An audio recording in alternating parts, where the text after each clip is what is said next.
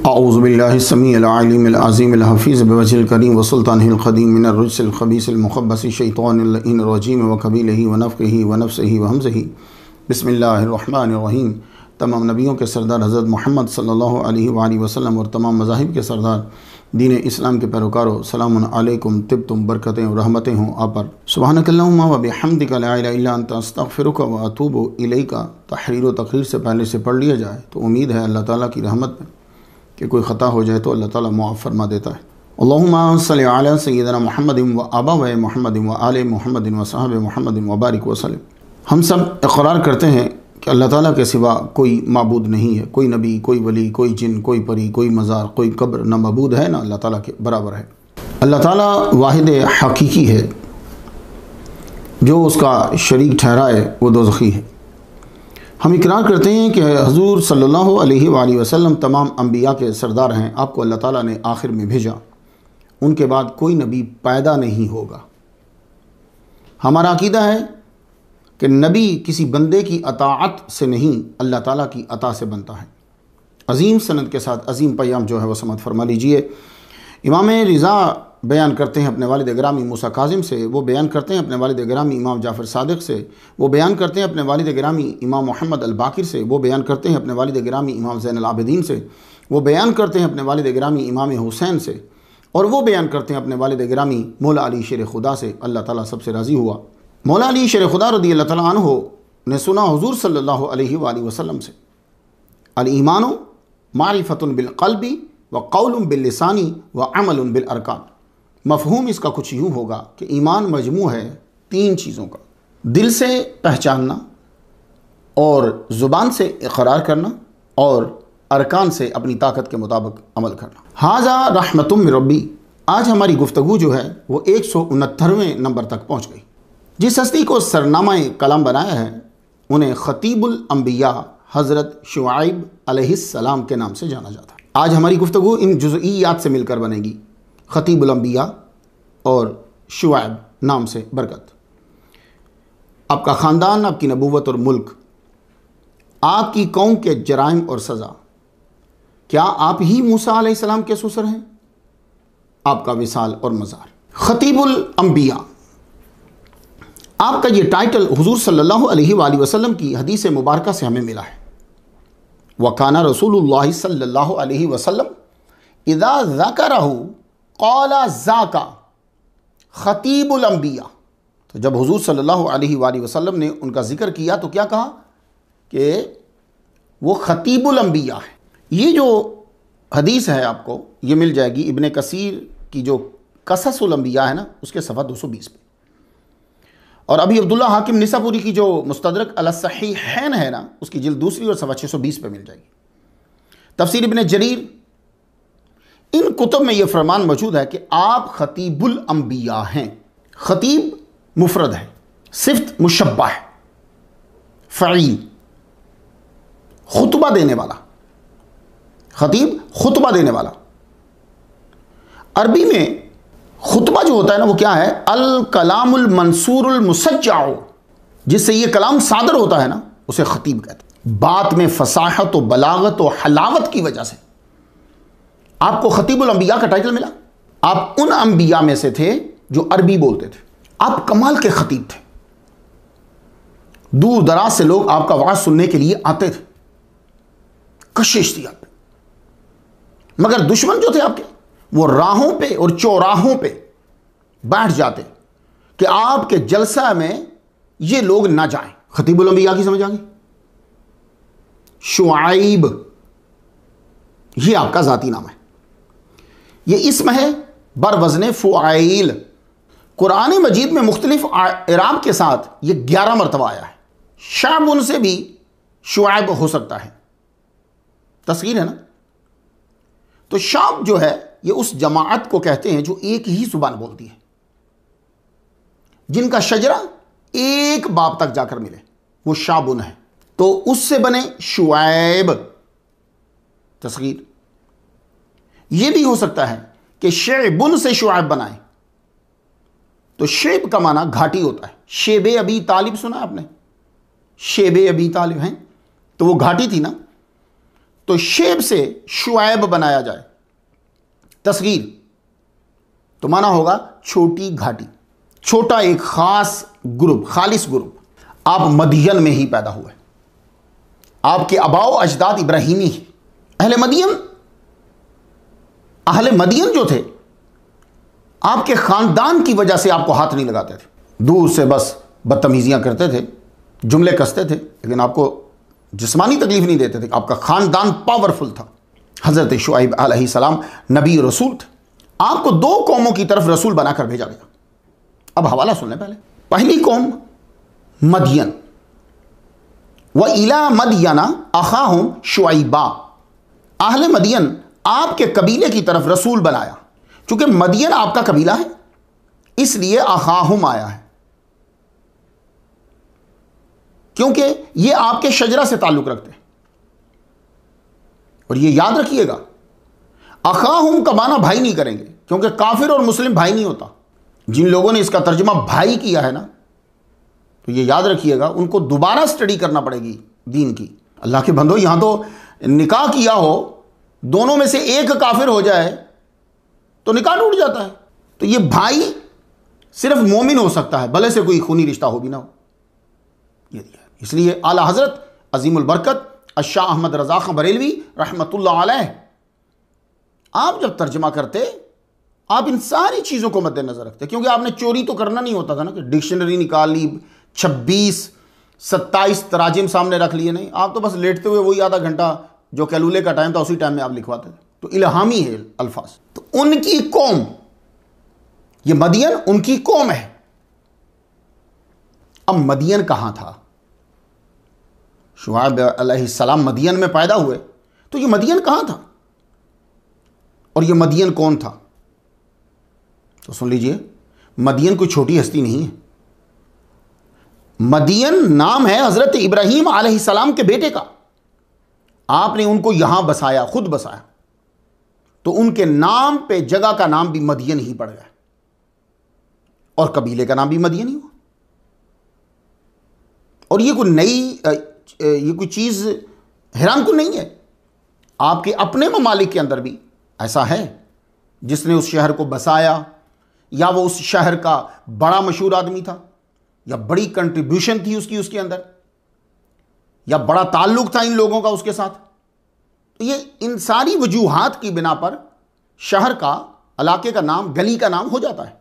तो मदियन इब्राहीम अलैहिस्सलाम के बेटे का नाम है, कबीले का नाम भी फिर मदियन हो गया। तो हजरत शुआइब अलैहिस्सलाम जो है वो इन्हीं की औलाद से थे। मदियन इलाका जो है, इसमें पहाड़ ज्यादा थे। अब ये इलाका आपको सऊदी अरब और उर्दुन में बटा हुआ मिलेगा। मंतिका तबूक में आज भी आसार हैं। तबूक और मदियन ये करीब है। जहां तबूक का एंड हो जाएगा ना, आगे मदियन उसके करीब पड़ता है। और दूसरी जो कौम है करीब में, वहां बहुत दरख्त थे, इसलिए उस कौम को असहाबुल ऐका कहा गया है। यह दूसरी कौम है जिसकी तरफ आप रसूल बनकर आए। इनकी तिजारत और इबादत, हत्ता के खुराक, सब कुछ यही दरख्त था, इसी से रिलेटेड थी। आदमी की जिस शय से तिजारत जुड़ी हो, इबादत भी उसी की करने लग जाता है, उसी की स्टोरीज बनने लग जाती हैं, जिसे उसका खाना पीना वाबस्ता है। अब देखिए, मैं आपको उसकी मिसाल देता हूं। हिंदू आगाज में गाय से जमीन में हल चलाते। ये असल तो हिंदुस्तान की कौम कोई और है ना, ये तो बाहर से आए थे, जो अब पंडित हैं, ब्राह्मण जो हैं, ये तो बाहर से आए थे। अब वो जो गाय थी ना, गाय, तो आगाज में क्या था कि गाय से जमीन में हल चलाते, दूध पीते, गोबर से आग जलाते, जिंदगी कायम रखने का यह जरिया थी। तो गौ जो है वो माता के दर्जे तक चली गई। भाई जब इतने फवायद आपको दे रही है, तो फिर यह माता के दर्जे तक पहुंच गई। बाकी मुसलमानों की जिद में आकर उसे आला इंसानी मकामात, बल्कि भगवानी मकामात मिल गए। यही हाल असहाबुल ऐका का भी हुआ। उनकी जिंदगी की गुजर बसर इसकी तिजारत और नवाजिश पे होती थी। यह दरख्त ही उनकी पहचान बन गया। आप असहाबुल ऐका की तरफ भी रसूल बनाकर भेजेंगे। इज़ क़ाल लहुम शुआइब अला तत्तकून इन्नी लकुम रसूलुन अमीन। जब कहा उनसे शुआइब अलैहिस्सलाम ने, अला तत्तकून, तुम डरते नहीं? अल्लाह के गज़ब से। इन्नी लकुम रसूलुन अमीन, मैं बेशक तुम्हारी तरफ रसूल हूं, अमानतदार। कुछ मुहक्किकीन का यह लिखना है कि ऐका कोई ख़ास दरख्त था, उसे इंग्लिश में कॉपिस कहते हैं, COPPICE। लेकिन मुझे जब मैंने इसको कॉपिस को देखा तो मुझे उसमें कोई ऐसी खूबसूरती नज़र नहीं आई कि उसे पूजा जाए। झाड़ियों की तरह दिखता है, बड़े होकर उसके तने दरख्तों की तरह दिखते हैं। लेकिन कुछ जगह मैंने पिक्चर एक देखी है असहाबुल ऐका के साथ, एक दरख्त की तस्वीर, अगर वो है तो फिर उसमें खूबसूरती है। तना एक ही होता है लेकिन ऊपर से उसकी खूबसूरती है। इब्ने कसीर ने लिखा है कि ऐका दरख्त को कहते हैं जिसके आस पास भी एक झुंड हो। तो इस डेफिनेशन के मुताबिक तो कॉपिस ही बनता है। कुछ मुफस्सिरीन का इसरार है कि अहले मदियन को ही असहाबुल ऐका से याद किया गया है, कि अहले मदियन असहाबुल ऐका एक ही। अहले मदियन की एक शाख है जो ऐसे इलाके में रहती थी जहां यह दरख्त ज्यादा उगता था। इमाम तबरी का कहना है कि आप अहले मदियन और असहाबुल ऐका दोनों की तरफ रसूल बनकर आए, दोनों अलग अलग हैं, यह इमाम तबरी का कहना है। मेरा ख्याल भी यही है, क्योंकि अहले मदियन की तरफ जाने का जिक्र किया तो आखाहुम बोला, व इला मदियना आखाहुम शुइबा, क्योंकि ये आपके कबीले से थे। असहाबुल ऐका का तज़किरा किया तो आखाहुम नहीं कहा, क्योंकि वो अलग कौम से थे और दूसरे इलाके के थे। और जो तुजी पेश की गई है वो बहुत ही कमज़ोर है।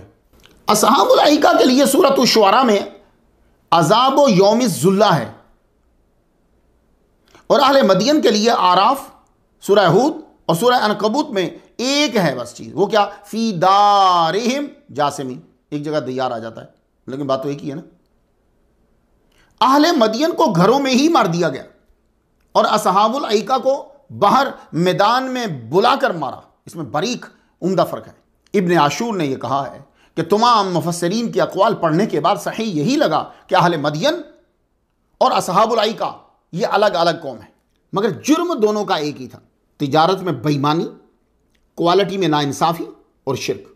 अगर ये दोनों नाम अहले मदियन और असहाबुल ऐका एक ही कौम के हैं तो सब के लिए फी दारिहिम जासिमीन ही होता। अहले मदियन चूंकि पहाड़ों में घर बनाकर रहते थे, इसलिए मारने के लिए जलजला और चंगाड़ का इस्तेमाल किया गया। असहाबुल ऐका रहते ही जंगलों में थे, बाहर मैदान में लाकर मारा गया उन्हें। अहले मदियन तो अबुल अंबिया की औलाद से थे, रसूल को मानते थे, इसलिए कज़्ज़बू शुआइबन आया है। यह एक और फर्क सुन लीजिए। और असहाबुल ऐका ये किसी रसूल को ना मानते थे बशमूल शुआइब अलैहिस्सलाम, इसलिए कज़्ज़बा असहाबुल ऐकतिल मुरसलीन है। हज़रत शुआइब अलैहिस्सलाम एक अजीम ख़ानदान से ताल्लुक़ रखते हैं। वो ख़ानदान हज़रत इब्राहीम अलैहिस्सलाम, इनकी स्टोरी 111 सुनिएगा। हज़रत इसहाक़ अलैहिस्सलाम, इनकी स्टोरी में 162 नंबर पे बयान कराया। यहाँ इतना सुने कि हज़रत शुआइब अलैहिस्सलाम का शजरा जो है वो हज़रत मदियन से जाकर मिलता है, जो हज़रत इब्राहीम अलैहिस्सलाम की तीसरी बीवी हज़रत कतूरा से पैदा हुए। हज़रत इब्राहीम अलैहिस्सलाम की बच्चों को बसाने की कमाल तकसीम थी, बल्कि कहना चाहिए इल्हामी तकसीम है कि आपने अपने ज़हन से नहीं सोचा, अल्लाह ने फरमाया। इसहाक़ अलैहिस्सलाम को कनान में बसाया और हज़रत मदियन के लिए मंतिका तबूक चुना। वहाँ मदियन बिन इब्राहीम अलैहिस्सलाम की औलाद बढ़ी, दौलत में भी इजाफा हुआ और औलाद में भी इजाफा हुआ। मदियन के बेटे यशजुर, बाज ने रा की जगह पे बेह लिखा है, यशजुर हुए। इनके बेटे मिकाईल या मिकियाल, उनको अल्लाह ने बेटा अता फरमाया जिनका नाम शुआइब अलैहिस्सलाम हुआ। यह अलामा शौकानी की तरफ से जो शजरा है वो बयान करो ना, शजरे में फ़र्क है। आपकी वालिदा हज़रत लूत अलैहिस्सलाम की औलाद से थी और वालिद गिरामी हज़रत इब्राहीम अलैहिस्सलाम के बेटे मदियन के पड़ पोते लगते हैं। अलामा शौकानी और तहज़ीबुल अस्मा वल लुगात पहली जिल्द है, सफ़ा 246 में जो शजरा है वो ये है, शुआइब बिन मिकाईल मिकियाल बिन यशजुर बिन मदियन बिन इब्राहीम। ये चूंकि मोतबर आदमी हैं इसलिए इनका नाम लिया और यही मैंने बयान किया। दूसरी कुतुब में नामों की कमी बेशी है, मगर एक बात मुश्तरका है कि आप इब्राहीमी हैं, और ख़ास बात यह है कि आप इस्माईल अलैहिस्सलाम की तरह अरबी नबी हैं। अब हुजूर सल्लल्लाहु अलैहि वसल्लम ने फरमाया, सुन लीजिए ज़रा, अरबाअतुम मिनल अरब हूद सालेह शुआइब व नबियुका अबा ज़र। किताबुल बिर्र वल इहसान इब्न हिब्बान की है, ये इब्न हिब्बान की। अल बिदाया व निहाया किताबुल जामिल अखबारिल अंबियाइल मुतकद्दिमीन अत तरगीब व तरहीब मुंजरी की। तफसीर इब्न कसीर। ये आपको अरबातुम मिनल अरब इन किताबों में ये हदीस मिल जाएगी कि 4 जो हैं वो अरबी हैं। पहलों की बात करें, हूद सालेह शुआइब मोहम्मद मुस्तफ़ा सल्लल्लाहु अलैहि वसल्लम। इसमें इस्माईल अलैहिस्सलाम का नाम नहीं है, क्योंकि उन्होंने मक्का में रहकर अरबी बोलना शुरू की, उनकी मदर टंग अरबी ना थी। इस्माईल अलैहिस्सलाम को अरबी नबी कहा जा सकता है क्योंकि आपकी कौम अरबी बोलती थी, और नबी की जुबान वही होती है बाहवाला कुरान जो कौम की होती है। ये याद है, मेरे पास ये दलील है, मैं इसलिए उनको अरबी नबी कह रहा हूं। भाई वो नबी उन्हीं की तरफ आए ना जहां आप रह रहे थे। तो जहां आप रह रहे थे वहां कौन कौम रहती थी? जो अरबी बोलती थी। उन्हीं के मिलाप के साथ ही तो अरबी आगे बढ़ी। तो कुरान मजीद की जो आया है, जो असूल है कि वमा अरसलना मिन रसूलिन इल्ला बिलिसानी कौमिही, जो भी रसूल जो है वो भेजा, वो जिस कौम की तरफ भेजा उसकी वो जुबान बोलता भेजा। तो इस्माईल अलैहिस्सलाम की कौम बोलती है अरबी, तो आप कनानी जुबान बोलेंगे वहां नहीं। तो मैं इसलिए अरबी कह रहा हूं। तो हुजूर सल्लल्लाहु अलैहि वसल्लम ने अबू ज़र गफ़ारी रज़ी अल्लाह तआला अन्हु को बताया कि इस्माईल अलैहिस्सलाम के अलावा उनका नाम नहीं लिया। अरबी बोलने वाले 4 नबी आए, हज़रत हूद, हज़रत सालेह, हज़रत शुआइब और तुम्हारे नबी यानी मोहम्मद मुस्तफ़ा सल्लल्लाहु अलैहि वसल्लम। इस्माईल अलैहिस्सलाम से पहले अरब को अल अरबुल आरिबा कहते हैं, और जो आपके बाद आपकी औलाद से हुए इन्हें अल अरबुल मुस्तारिबा कहते हैं। ये अरब मुस्तारिबा है। हज़रत हूद और हज़रत सालेह दोनों पर सलामती हो, यह अरबुल आरिबा है। इस हदीस की सनद पे गुफ्तगू है। यहां हुज़ूर सल्लल्लाहु अलैहि वसल्लम ने हसर नहीं फरमाया कि यही 4 हैं। जी, हसर नहीं है कि यही 4 हैं, इनके अलावा और कोई नहीं है, ये नहीं कहा आपने। खास मौके पर मुख्तसर गुफ्तगू की और एक खबर दे दी। बात होती है भाई वो हूद अलैहिस्सलाम भी अरबी थे, वो सालेह अलैहिस्सलाम भी अरबी थे, शुआइब अलैहिस्सलाम भी अरबी थे, ऐसे बात कर। तो ये हसर नहीं, आप समझे कि यही 4 थे, क्योंकि जब आप तारीख में जाएंगे तो आपको और नाम भी मिलेंगे। हज़रत शुआइब अलैहिस्सलाम बड़े हसीन थे, अल्लाह की तरफ से इल्म फ़हम अता हुआ था। अल्लाह का कोई नबी, कोई उसका दोस्त जाहिल नहीं होता। अगर हमने सिर्फ इतना ही जान लिया होता तो लिटरेसी रेट जो है वो मुसलमानों का ज़्यादा होता। बस ये जुमला जान लिया होता हमने कि अल्लाह ताला का कोई नबी जाहिल नहीं था, और अल्लाह का कोई भी दोस्त जो दुनिया में है वो जाहिल होता ही नहीं, और अगर वो पढ़ा हुआ ना हो तो अल्लाह उसको जाहिल रहने नहीं देता, उसको आरिफ बनाता है, फिर दोस्त बनाता है।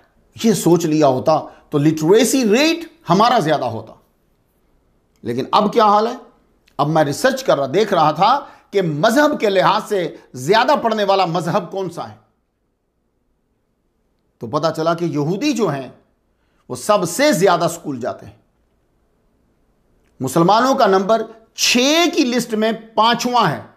6 की लिस्ट है, लिस्ट में 6 हैं मज़ाहिब, 6 में 5वां नंबर इस्लाम का है, मुसलमानों का। ये मैं 2016 13 दिसंबर की तहकीक आपके सामने पेश कर रहा हूं। आपका भी कसूर नहीं है यार, लोगों ने इल्म भी बदल दिया, इल्म के ज़राए ही बदल दिए हैं। एक आंख सैटेलाइट, उसको मैं एक आंख कहता हूं, एक आंख सैटेलाइट जो एक अजीम दज्जाल है, मर्द औरत सब उसके कब्जे में आ गए हैं। अब इल्म भी बदल गया है, इल्म के ज़राए भी बदल गए। तब इमाम बुखारी अल्लामा थे, साहिब इल्म थे। अब जो नेट चला सकता हो वो इल्म वाला है ना, प्रोग्रामिंग कर सकता हो वो इल्म वाला है। तो बदल गए ना, इल्म भी बदल गया, इल्म के ज़राए भी बदल गए। अब तो नेट के नेट में ऐसे फंस गए हैं कि मछली भी नेट में नहीं फंसी होगी, उसके भी निकलने के चांसेस होते हैं। हज़रत शुआइब अलैहिस्सलाम ने अल्लाह के इल्म को अल्लाह से सीखा, बहुत कम गुफ्तगू करते, ज़्यादा सोचते। आप काफ़ी अमीर थे। ये दौलत ज़रूरी होती है, याद रखिएगा। मुझे अल्लामा साकिब शामी साहब की बात बड़ी अच्छी लगी। मेरी मस्जिद में जब तशरीफ़ लाए थे, बहुत मोहब्बत करने वाला शख्स है वो यही कह रहे थे कि उलमा को चाहिए कि वो अपना बिजनेस साथ में करें ताकि उनकी गुफ्तगू में दम हो। बात उनकी बहुत अच्छी है, लेकिन क्या करें कि अगर हम काम करते हैं तो ये पढ़ नहीं सकते। 24 घंटे का ये है। तो फिर जो दोस्त अहबाब हैं वो बेचारे हमारे माशी हालत को खुद ज़िम्मे ले लेते हैं कि जनाब इनके खाने पीने का सिलसिला जारी रहे, ये पढ़ते रहे। तो आप क्या समझते हैं, ये जो लेक्चर मैं आपके सामने देता हूँ, क्या मैं उठ के आके शुरू कर देता हूँ? नहीं, 2 दफ़ा तो मैं इसे लिखता हूँ। स्टडी करने में कितना टाइम लगाता हूँगा। हाज़ा रहमत मेरे रब्बी, ये मेरे रब का करम है और ये मैं सिर्फ़ और सिर्फ बख्शिश के लिए करता हूँ। आगे टीम को दे देता हूँ, वो टीम की अपनी मर्ज़ी है।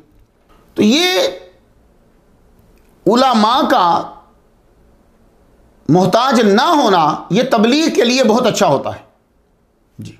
फिर वो डरता नहीं है। अल्लाह करेगा कभी हमें भी मोहताजी हमारी भी ख़त्म फरमा देगा अल्लाह।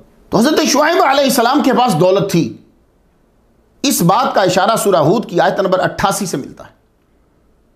क़ाल या क़ौमी अरायतुम इन कुन्तु अला बय्यिनतिम मिन रब्बी व रज़क़नी मिन्हु रिज़क़न हसना व मा उरीदु अन उख़ालिफ़कुम इला मा अनहाकुम अन्हु इन उरीदु इल्ला अल-इस्लाह मस्ततअतु। कहाँ है मेरी कौम? देखो तो अगर मैं अपने रब की तरफ से रोशन दलील लिए हुए हूं और उसने मुझे अपने पास से बेहतरीन रोजी दे रखी है, इसका खास तौर पर जिक्र कर रहे हैं। मेरा यह इरादा बिल्कुल नहीं है कि तुम्हारे खिलाफ करके खुद उस चीज की तरफ झुक जाऊं जिससे तुम्हें रोक रहा हूं। मेरा इरादा तो अपनी ताकत भर इस्लाह करने का, जितनी मुझ में ताकत है मैं तुम्हारी इस्लाह कर दूं। हजरत शुआइब अलैहिस्सलाम की कौम जिस जगह रहती थी वो इलाका उस दौर में मौजूदा यमन, शाम, इराक और मिस्र के माल की वो मंडी था। तो जब मंडी बन जाता है ना, फिर वहां दौलत की रेल पेल भी होती है, वहां फिर बुराइयां भी जन्म लेती। अब आप देख लीजिए, दुबई मंडी है ना, तो आपको खुद ही पता मालूम हो। तो माल की रेल पेल जो है, पहला असर उसने ये किया कि इबादत से हटा दिया, और दूसरा असर किया कि लालच बढ़ा दिया। लेते पूरा देते अधूरा, लेते महबूब देते मबखूस। और तीसरा असर दौलत ने यह किया कि तकब्बुर पैदा कर दिया, सरेआम दहशतगर्दी और बदमाशी शुरू कर दी। अल्लाह ताला ने आपको इलान नबूवत का हुक्म दिया और कहा जाओ कौम मदियन को हमारा हुक्म सुनाओ जाकर।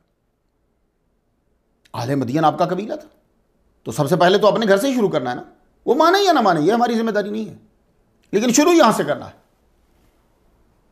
इनको तबलीग करके फिर आगे बढ़ना है। आपकी तबलीग समात हो, जरा सुनिए। आपकी जुबान अरबी थी, अरबी जुबान में क्या खुतबा और वाज दिया आपने, कुरान से समात फरमाए।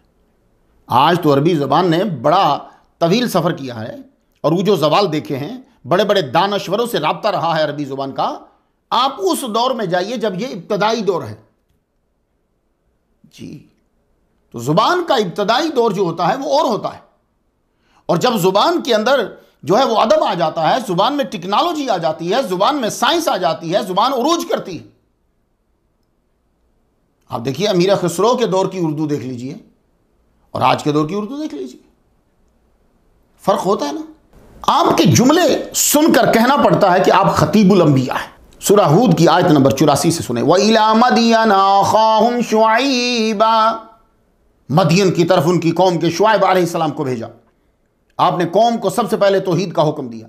या कौम इब्दुल्लाह मा लकुम मिन इलाहिन गैरुह, आए मेरी कौम अल्लाह की इबादत करो, उसके अलावा तुम्हारा कोई माबूद नहीं है। यह याद रखिए कि तौहीद बुनियादी अकीदा है, तौहीद को मानना जरूरी है। तो जो तौहीद का पैगाम पहुंचा रहा है उसे मानना भी जरूरी है। मदियन वाले बुत परस्त हो गए। सूरह आराफ की आयत नंबर 85 से सुने, आपने फरमाया कद जाअतकुम बय्यिनतुम मिन रब्बिकुम, अपने नबी होने की तुम्हारे रब के पास से मैं तुम्हारे लिए बैयना, मोजज़ा, हुज्जत, अलामत लाया हूं। तो आपका मोजज़ा था क्या भाई? जब मोजज़ा की बात होती है तो आप बताते हैं ना, ईसा अलैहिस्सलाम का ये मोजज़ा है, मूसा अलैहिस्सलाम का ये मोजज़ा है, दाऊद अलैहिस्सलाम का ये मोजज़ा है, सुलेमान अलैहिस्सलाम का ये मोजज़ा है। तो शुआइब अलैहिस्सलाम का मोजज़ा क्या है? लअल्लहुम यतफक्करून।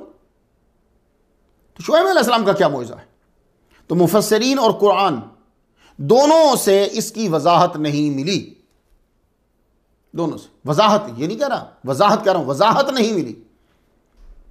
मुझे यूं लगता है शुआइब अलैहिस्सलाम जो हैं, जब मैंने तहकीक की तो तकरीबन अंदाजन 600 साल बाद आए हैं इब्राहीम अलैहिस्सलाम के।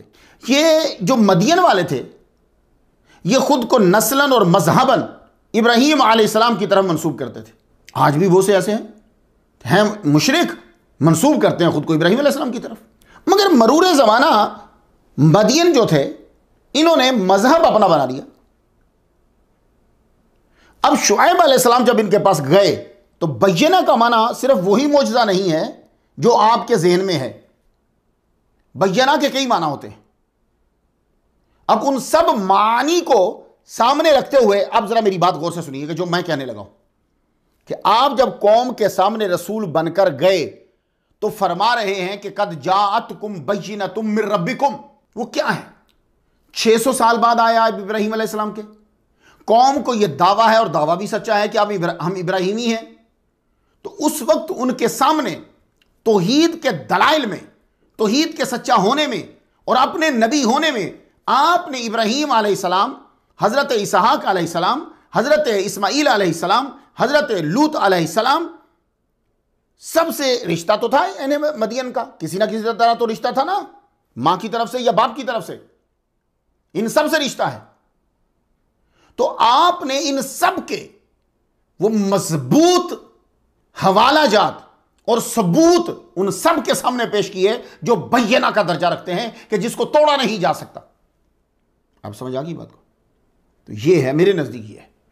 तो आपने उनके सामने वो सबूत पेश किए कि जिनसे साबित होता होगा कि इब्राहीम, इसहाक, इस्माईल, लूत और मदियन और यकूब सब पर सलामती हो, इनके अकायद क्या थे और तुम इन्हीं के खानदान से होकर उनके खिलाफ चल रहे हो। रिसालत और तौहीद के बाद आखिरत पर ईमान बहुत ज़रूरी होता है। यह आखिरत पर ईमान लाना इसलिए ज़रूरी है ताकि दुनिया का निज़ाम बेहतर चल सके। आखिरत पर जितना आपका ईमान मजबूत होगा उतनी अदालतें कम होंगी, जितना ईमान मजबूत होगा उतने वकील कम होंगे आपके मुल्क में, जितना ईमान मजबूत होगा उतनी पुलिस वाले और थाने और जेलें कम होंगी। आप कहेंगे तेरे पास ऐसी मिसाल है? हाँ है मेरे पास। आप बता दीजिए कि 10 साल मदीना के दौर में बादशाहों के सरदार, हुक्मरानों के सरदार, सरदारों के सरदार, इब्ने आदम सारी के सरदार मोहम्मद मुस्तफ़ा सल्लल्लाहु अलैहि वसल्लम हुकूमत फरमा रहे हैं, कितनी जेलें थी, कितने पुलिस वाले थे, कितने वकाला थे, कितने जजेस थे, बता दीजिए। आप गिनने लगेंगे तो आपको देर लगेगी, तो जब गिन चुकेंगे तो आपको यही मिलेगा जेल तो थी ही नहीं, वो तो अपने घरों में कैदी रखते थे, अदालतें तो थी नहीं, मस्जिद नबवी में फैसला हो जाता था, पुलिस का तो तसव्वुर ही कोई नहीं है। तो क्या वजह थी? ये आखिरत का तसव्वुर। ये इतना मजबूत था कि मुजरिम खुद हुजूर के सामने आ जाता था और आके इकरार करता था, या रसूल अल्लाह मुझे सजा दीजिए, मैंने ये जुर्म किया है। अल्लाहु अकबर जल्ला शानुहु। ये आखिरत का तसव्वुर है।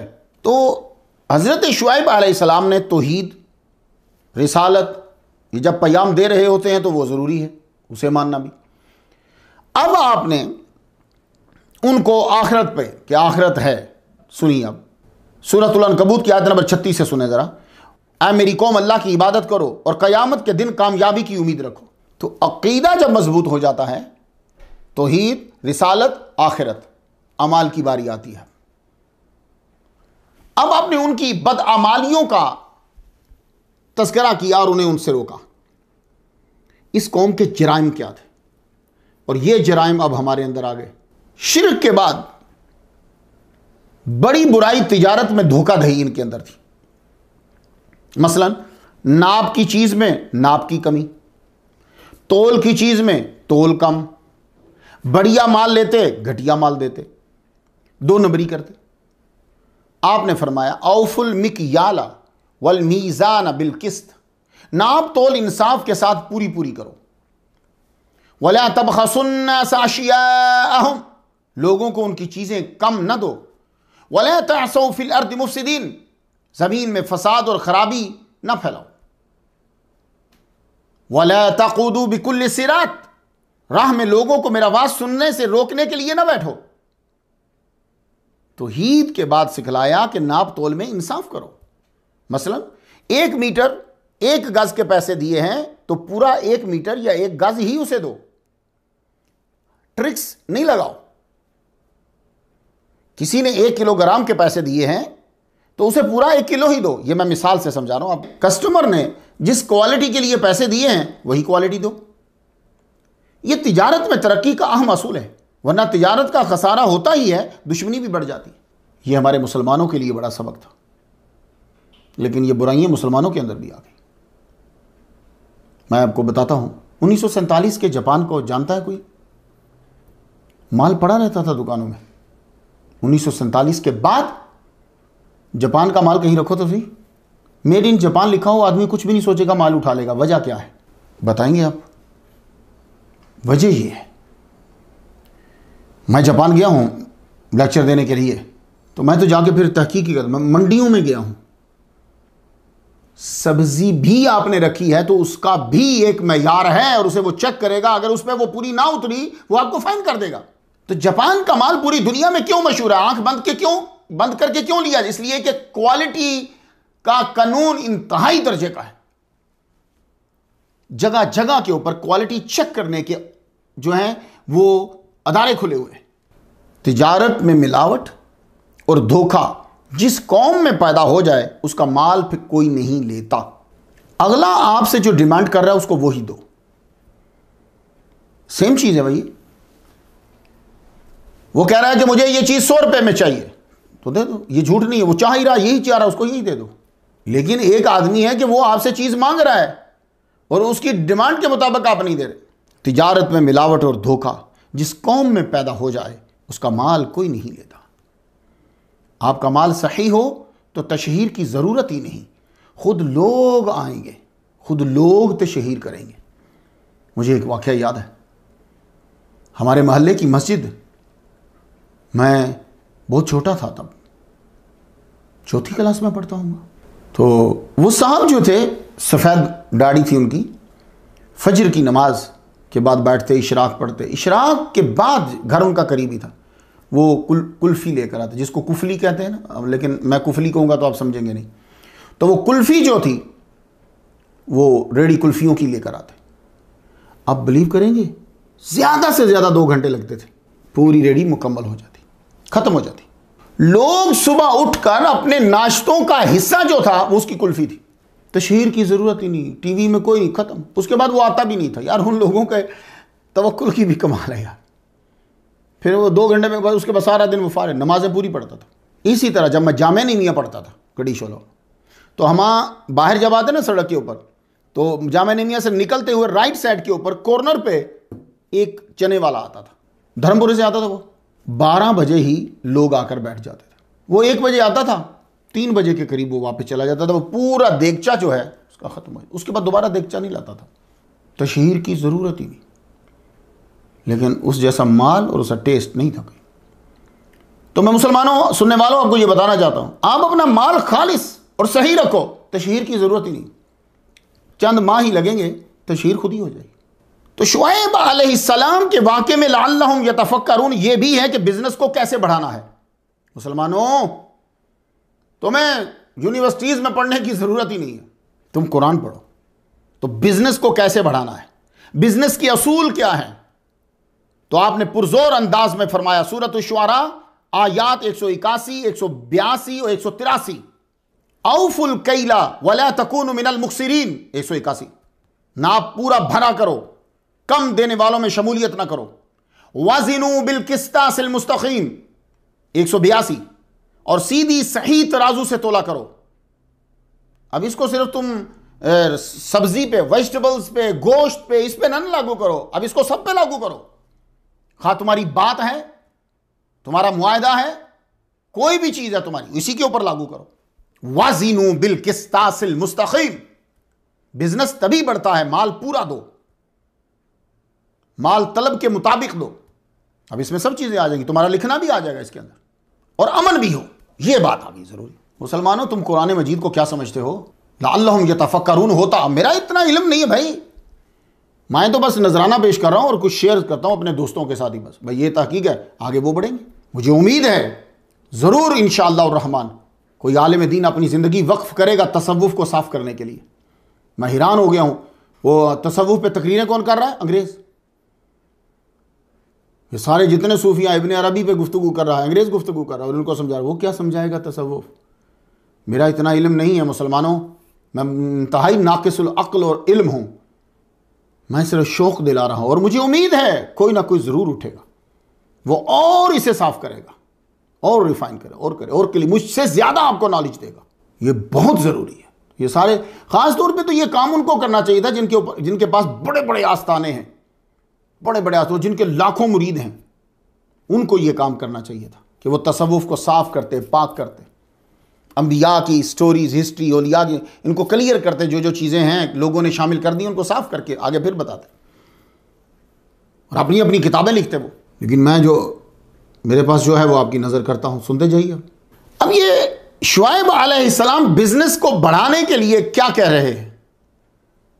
माल पूरा दो, माल तलब के मुताबिक दो, और तीसरी चीज़ जो है वो अमन हो, अमन पैदा करो यहाँ। क्योंकि अमन ना होगा तो फिर आप माल बना ना पाओगे और खरीदार वहां पहुंच नहीं पाएंगे। इस वक्त जितने भी कंप्यूटर के बड़े बड़े शहर बन गए हैं, वहां शराइत क्या थी? आप बताइए, इंडिया वालों आप बताओ, तुमने तो बड़ी तरक्की की है। तुम्हारे जो शहर मरकज बन गए हैं आईटी के, वहां क्या शराइत थी? सड़कें साफ हों, सही हों, बिजली बंद ना हो, अमन हो। लड़की रात को 2 बजे भी काम कर रही है उसमें, तो वो जाए, उसको कोई परेशानी ना हो। मैं ये सिर्फ तुम्हारी तवज्जो दिलाता हूं, मेरा बिलीव कुरान के ऊपर है। सुनिए तो क्या कहा शुएब अलैहिस्सलाम ने? अमन हो, अमन। सूरह हूद की आयत नंबर 85, सूरह अनकबूत की आयत नंबर 36 और सूरह आराफ की आयत नंबर 85, तीनों जगह माले तिजारत के असूल के साथ यह जरूर हुक्म था कि अमन बहाल हो, दहशतगर्दी ना हो उस इलाके में जहां तुम माल बेच रहे हो। अहले मदियन ये समझते थे और उनकी देखा देखी असहाबुल ऐका भी यही समझते थे कि 1.25 किलो के पैसे लेकर 1 किलो घटिया थमा देंगे तो फायदा होगा। मगर शुएब अलैहिस्सलाम का कहना था कि माले तिजारत में क्वालिटी, क्वांटिटी, कस्टमर की आरजू के मुताबिक दोगे और अमन बहाल रखोगे तो बेहतर नतीजे होंगे। तो क्या फरमाया आपने? ज़ालिकुम खैरुल लकुम इन कुंतुम मोमिनीन। तुम्हारे लिए बेहतर है अगर तुम मोमिन हो, यानी यह मसला उसी को ही समझ आएगा जो अल्लाह पर ईमान रखता होगा। वरना शैतान तो यही वसवसा डालेगा कि 10 रुपए लो, चीज 5 वाली दो, इसमें 5 रुपए का फायदा है। और कोई तुम्हें बोले कि तुमने ये धोखा किया है, बदमाशी करो, बदतमीजी करो। आपका समझाना था, ये मत सोचो कि इस तरह कम तोल के, कम नाप के 2 नंबर माल दे के कमाई ज्यादा होगी। नहीं नहीं नहीं, अगर तुम ईमानदार ताजर बनो तो इन्नी अराकुम बिखैर, सूरह हूद आयत नंबर 84, इन्नी अराकुम बिखैर, मैं तुम्हें आसूदा हाल देख रहा हूं। लो, यानी तिजारत के असूल पर अमल करो और अमन बहाल रखो तो मैं देखता हूं कि नताइज बेहतर है। मैं अब अपने हुजूर की बारगाह में नजराना पेश करता जाऊं, मेरे नबी पर क्या वही आई। अल्लाहु अकबर जल्ला शाह। मायदा की आयत नंबर 100 है, उससे जरा सुनिए। कुल ला यस्तविल खबीस व तय्यब वलौ अअजबका कसरतुल खबीस। कुरान तो फिर क्या बात है ना जी, ये तो शाहकार है, एक नमूना है, फसाहत और बलागत तो इसके कदमों में। ऐ मोहम्मद सल्लल्लाहु अलैहि वसल्लम, खबीस और तय्यब बराबर नहीं है। अब लफ्ज़ खबीस बोलकर सारी कैटेगरीज अंदर आ गई, नापाक, हराम, हर चीज, ये सारे। और तय्यब बोलकर सब कैटेगरी, पाक, हलाल, सब। तो ये हराम हलाल, नापाक पाक, खबीस और तय्यब बराबर नहीं होते, वो माल हो या रिजाल। अगरचे बज़ाहिर नापाक की कसरत हैरान कर दे, यार इतना बढ़ गया पैसा, इसने इतना कमा लिया हराम तरीके से। हलाल तरीके से कमाई हुई दौलत कम भी हो तो याद रखो बकीयतुल्लाह खैरुल लकुम। वाह खतीबुल अंबिया, कमाल जुमले हैं आपके। भाई जरा उस दौर में भी तो जाओ, आज की बात नहीं करो ना, उस दौर में तो जरा जाओ। बकीयतुल्लाह खैरुल लकुम, लेकिन आज भी कमाल के जुमले हैं ये। अगर तुम मोमिन हो तो यकीन आएगा इस बात का कि अल्लाह ताला का हलाल किया हुआ जो बचता है वही बेहतर होगा, जो बचता है वो बेहतर होता है। आपकी तबलीग की वजह से काफ़ी लोगों ने शिरक छोड़ दिया, क्योंकि आप बैना लेकर आए थे, सबूत लेकर आए थे कि इब्राहीम अलैहिस्सलाम का दीन ये था, इस्माईल अलैहिस्सलाम, इसहाक अलैहिस्सलाम, यकूब अलैहिस्सलाम, लूत अलैहिस्सलाम, भाई इन सारों का दीन ये है। बैन सबूत और प्रूफ पेश कर दिए थे आपने, शिरक उन्होंने छोड़ दिया और तिजारत को बेईमानी से पाक कर दिया कि भाई अपन ऐसा नहीं करेंगे। एक बड़ा ग्रुप मोमिनीन का तैयार हो गया। किसी आदमी के मानने वालों का इज्तिमा होगा ना तो दुश्मन परेशान हो जाता है। फिर वो क्या करते हैं, या उस बंदे को वहां पहुंचने नहीं देते, ठीक है, तो या फिर जो पहुंचने वाले हैं उनको नहीं पहुंचने देते, क्योंकि वो इज्तिमा करेगा तो इनकी बेइज्जती होगी। फिर उसको रोकेंगे, रोकने के बाद फिर कहेंगे ये हमारी करामत थी। ये नहीं बताएंगे कि ये करामत हमने पैदा FBI के जरिए से कैसे की है, ये नहीं बताएंगे। अब अगर इज्तिमा ज्यादा होता है तो मुखालिफों पे इसका असर होता है, इसलिए लोग बड़े बड़े इज्तिमा करते हैं। उनकी कोशिश होती है कि चाहे पल्ले से पैसा लगे, बड़े इज्तिमा करो ताकि दूसरों पे असर हो कि भाई इस बंदे के पीछे बहुत लोग हैं। और कमज़ोरों को ताकत मिलती है कि जो आपकी जमात के आदमी है उनको ताकत, भाई इतना मजमा है, इतने लोग हैं। अब उन बेचारों को क्या पता कि जो मजमे में बैठे हुए हैं इनका मजहब क्या है, ये उनको नहीं पता। हाई गेम है, उन्हें मालूम ही नहीं है। वो तो सिर्फ ये देख रहे हैं कि ये बंदे हैं। लेकिन शुआइब अलैहिस्सलाम खुद भी सच्चे, शुआइब अलैहिस्सलाम के मानने वाले भी सच्चे। अब इन सच्चों को ये लोग क्या करते, रोकते। शुआइब अलैहिस्सलाम को कुछ कह नहीं कर सकते थे, आपका खानदान बड़ा पावरफुल था, खुद आप पैसे वाले थे। अब क्या करते थे कि जो गरीब शिरकत करते थे उनको रोकने के लिए चौराहों पे बैठ जाते कि ये वाज सुनने के लिए ना जाएं, ये वहां शरीक ना हो। किसी को डराते, धमकाते और किसी को लगा भी देते। आपने इस हरकत पे उनसे जाकर ये कहा, वला तखुदू बिकुल्लि सिरातिन तुईदूना व तसुद्दूना अन सबीलिल्लाहि मन आमन बिही, सूरह अल-आराफ आयत नंबर 86। और तुम सड़कों पर इस गरज से ना बैठा करो कि अल्लाह पर ईमान लाने वालों को धमकियां दो और अल्लाह की राह से रोको। आपने फरमाया तुमको तो शुक्राना अदा करना चाहिए और शुक्राने के तौर पर तुम्हें दीन की ज्यादा खिदमत करनी चाहिए, मेरा साथ देना चाहिए, तौहीद का प्रचार करना चाहिए। वज़कुरू इज़ कुंतुम क़लीलन फ़कस्सरकुम, याद करो उस दौर को कि तुम कलील थे, अल्लाह ताला ने तुम्हें कसरत दी, तुम्हारे खानदान को बढ़ाया। वो दौलत के नशे में उठे। क़ालू या शुअय्ब असलातुका तअमुरुका अन नतरुका मा यअबुदु आबाउना औ अन नफ़अल फ़ी अमवालिना मा नशाउ इन्नका लअंतल हलीमुर रशीद। खुदा कसम ये जो आयत है ना, बस ऐसे हो रहा है जैसे इसका मफहूम अभी नाजिल हो रहा है। आयत तो सरकार पर ही नाजिल हुई, मैं मफहूम की बात कर रहा हूं कि समझ जो है, आप भी हैरान हो जाएंगे। लअल्लहुम यतफक्करून, जिनका शौक बन गया है ना वो मजा लेंगे। उन्होंने कहा, ऐ शुएब, जब आपने कौम को रोका तो आगे से कौम क्या कहती है, आदतें बदली नहीं है, वो सेम औरतें हैं किसी मुल्क की हों, सेम मर्द हैं किसी मुल्क के हों, बस अल्लाह का फजल और तरबियत ये थोड़ा सा बदलती है। जिन लोगों का इंटरनेशनल मुताला है ना, उनको मेरी बात ऐसे समझ आएगी जैसे चुंबक की तरफ चीज जाती है, लोहा जाता है। सुनिए, ऐ शुएब, क्या तेरी सलात, सलात का मतलब यहां वो नमाज नहीं है, वैसे भी नमाज तो सलात का मतलब है ही नहीं। तेरी सलात मतलब इबादत, तबलीग का दायरा इस कदर वसी है कि दूसरों के मामलात में तू दखल देने लगा है।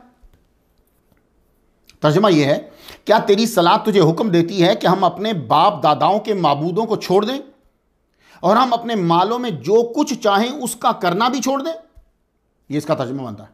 उनका यह तसव्वुर था, अब जरा मफहूम सुनिए, उनका यह तसव्वुर था कि मजहब और बिजनेस जाती मसला है। अब यह बात उनको समझ में आएगी जिनका इंटरनेशनल मुताला हाई और देख रहे हैं कि क्या दुनिया में चल रहा है, कि मजहब और बिजनेस जाती मसला है।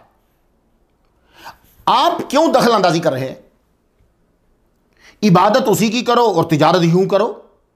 आज के दौर में भी फिरका मदयनी है, उसका यह तस्वुर है कि जो जो इबादत कर रहा है वो इबादत करे, हम उसको नहीं रोकेंगे।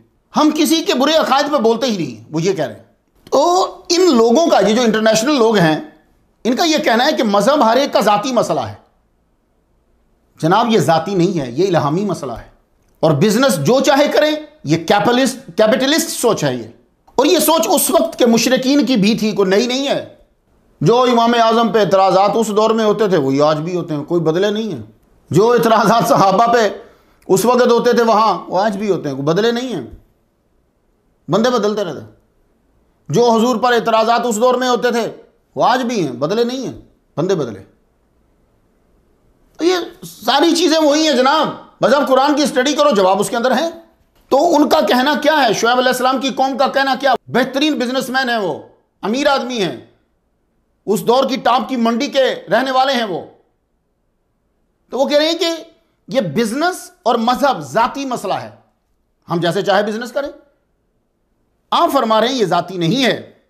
आपने उनके नजरिए की मुखालफत की और दलील दी कि चूंकि अल्लाह ने तुम्हें पैदा किया है और तुम्हारे से पहलों को पैदा किया है, इसलिए वही चूज करेगा कि कौन सा निजाम किस दौर में तुम्हारे लिए बेहतर है। उसका बनाया हुआ निजाम इंसान के लिए इसलिए बेहतर होगा कि उसको उसमें कोई लालच और फायदा नहीं है। अब आप देखिए ना, अमेरिका के अंदर अगर आप रहते हैं, एक स्टेट में गैम्बलिंग जायज है, दूसरी स्टेट में जायज नहीं है। एक स्टेट में मिरवाना जायज है, लीगल है, दूसरी स्टेट में मिरवाना पीता हुआ पकड़ा गया, गया काम से, इलीगल है। ये क्या है? अब ड्राई सिटी जो है वहां अब तुम वाइन नहीं बेच सकते, ड्राई सिटी नहीं है तो वाइन बेच सकते हो। ड्राई सिटी किसे कहते हैं? जहां चर्च होते हैं ना, ये चर्च के करीब नहीं बेचते अमेरिका वाले वाइन। ये किस किस्म का लॉ है? तो ये लॉ है कि जहां फायदा है छोड़ दो, जहां फायदा नहीं है किसी और जगह से वही फायदा हो रहा है, इसको बंद कर दो। तो अल्लाह जब लॉ बनाएगा, अल्लाह ने पूरी दुनिया के लिए लॉ बना दिया कि वाइन तुम्हारी बॉडी के लिए नुकसानदेह है, खत्म, बात खत्म। अब ये नहीं कि ये ड्राई एरिया है, यहां नाजायज है और यहां जायज है। ये अल्लाह ने ऐसा नहीं किया। क्यों? इसलिए कि अल्लाह जो लॉ बनाता है उसकी कोई अपनी फैक्ट्री नहीं, नाउजुबिल्लाह, उसको पैसे नहीं चाहिए, वो तुम्हारे फायदे के लिए ही बनाएगा। तो यही शुएब अलैहिस्सलाम कह रहे हैं, अल्लाह ने तुम्हें पैदा किया है, तुम्हारे आबाओ अजदाद को पैदा किया है, वो जानता है कि कौन सी चीज तुम्हारे लिए लीगल है और कौन सी चीज तुम्हारे लिए इलीगल, कौन सी फायदामंद है और कौन सी नुकसानदेह है। उन्होंने शुएब अलैहिस्सलाम से कहा कि तुम अपनी इबादत का दायरा कार अपने तक रखो, हम तक न लो। और यही आजकल हर कह रहे हैं ना। पहला नुस्खा आपको आज के सियासी लीडर और मजहबी सियासी लीडर दे रहे हैं कि अपना मजहब का दायरा कार अपने तक रखो। सियासी कहेगा सब इंसान बराबर हैं क्योंकि उसे हर एक से वोट चाहिए, और मजहबी सियासी लीडर कहेगा सब फिरके बराबर हैं क्योंकि उसे नोट चाहिए। तो इसलिए आप देख लें, सियासी लीडर इस्लामी ममालिक के अंदर हर फिरके के पास जा रहा है क्योंकि उसको वोट चाहिए, और जो मजहबी सियासी है वो भी हर एक के किसी की मुखालफत नहीं करता क्यों, उसको नोट चाहिए। तो कुरान की रूह से ना तो सब इंसान बराबर हैं और हदीस की रूह से ना ही सब फिरके बराबर हैं। मैं आपको एक सिंपल सी बात समझा दी, कुरान की रूह से सब इंसान बराबर नहीं हैं। आलिम और जाहिल जब बराबर नहीं है, नबीना और देखने वाला जब बराबर नहीं है, तो ये इंसान सारे बराबर कैसे हो जाएंगे? ये कुरान का फल, सब बराबर नहीं है। सहाबा कराम सब बराबर नहीं है, फतह मक्का से पहले वाले और फतह मक्का के बाद वाले। शुएब अलैहिस्सलाम की कौम ने आपकी मुखालफत की तो आपकी तारीफ भी की। मैंने आपको पहले कहा कि जो कुरान फाहमी का ज़ौक़ रखता है और जो लअल्लहुम यतफ़क्करून कि जिसका टारगेट है वो, उसको मजा आएगा इस पे। अब जरा देखिए ये चीज, उन्होंने की मुखालिफत निज़ाम की भी, क़याम की भी, आपकी भी, पर तारीफ कर दी। क्या कहा? इन्नका लअंतल हलीमुर रशीद, आप हलीम हो, आप रशीद हो, और ऊपर से ला लगा दिया, इन्ना भी और ला भी। इन्ना अभी अरबी वाले जानेंगे जो नामीर पढ़ते हैं, इन्ना लगा के बात है, फिर ला अंता की बात है।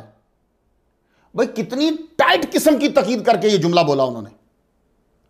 दिल में मजाक था मतलब, लेकिन बज़ाहिर तो बोल दिया।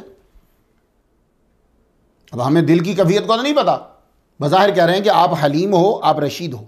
सूरह हूद की आयत नंबर 87 कि तू बड़ा ही बावकार और नेक चलन आदमी है।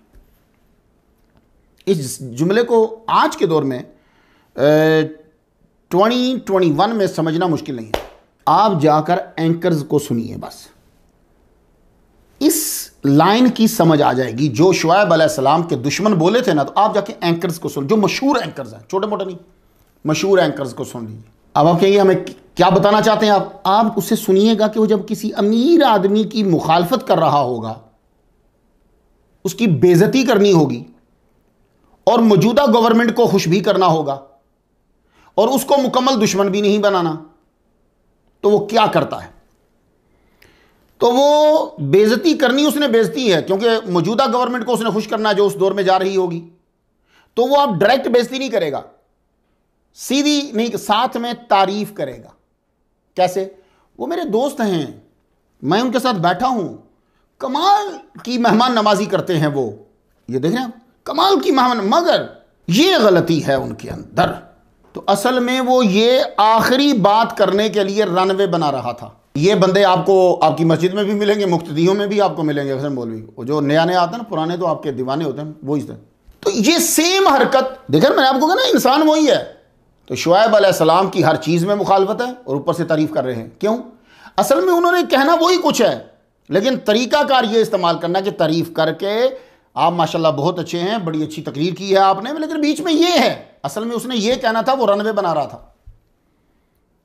तो वो खुद को मुनसिफ साबित करने के लिए ये कह रहा है कि मकसद उसका आपकी तौहीन करना ही है जनाब, तो तारीफी कलामात रनवे है।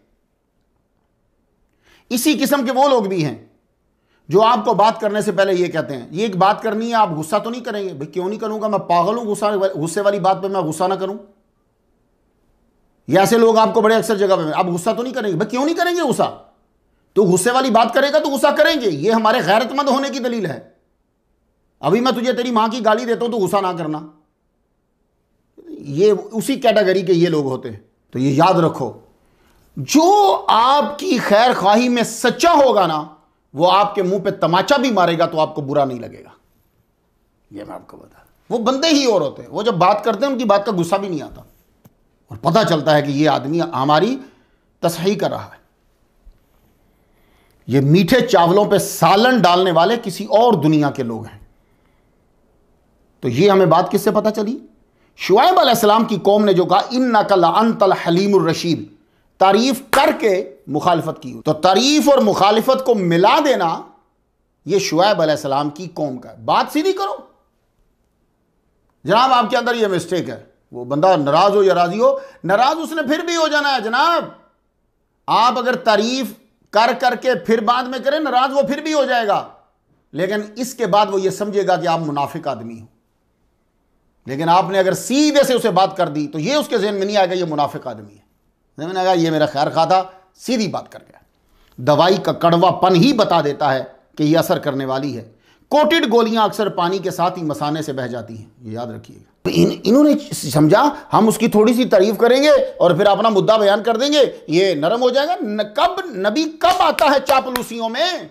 नबी कब आता है और कब डरता है मुनाफिक की धमकियों से?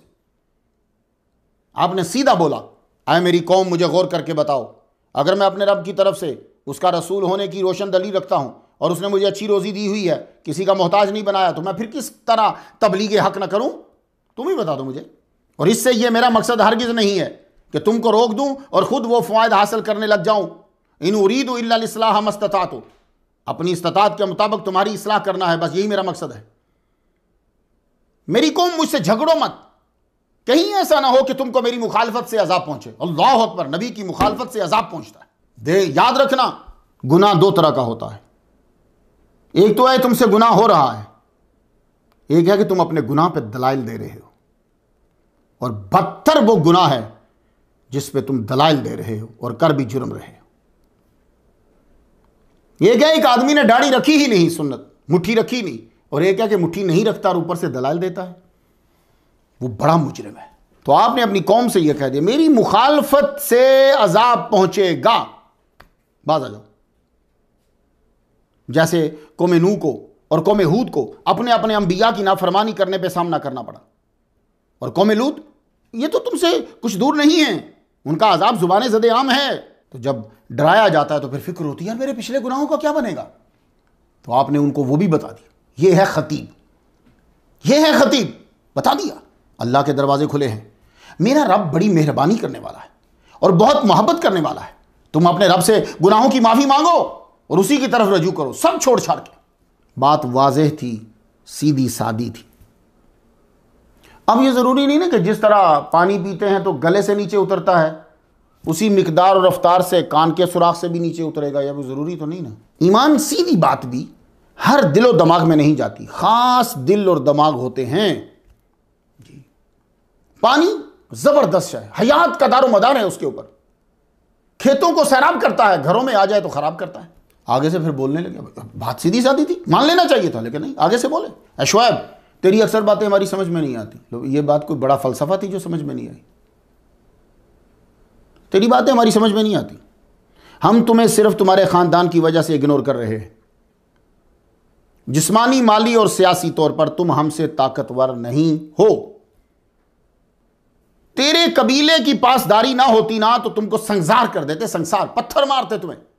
लेकिन आपने ये खानदानी जो है वजह उसे रिजेक्ट कर दिया। आपने फरमाया तुमने मेरे खानदान के लोगों को अल्लाह से ज्यादा इज्जत दे दी। तुम खानदान को ज्यादा बड़ा समझते हो अल्लाह से। अल्लाह को बसे पुश डाल दिया उसके अहकाम को। मेरी कौम के लोगों नहीं मानते तो ठीक है, तुम अपना अमल जारी रखो, मैं अपना अमल जारी रखता हूं।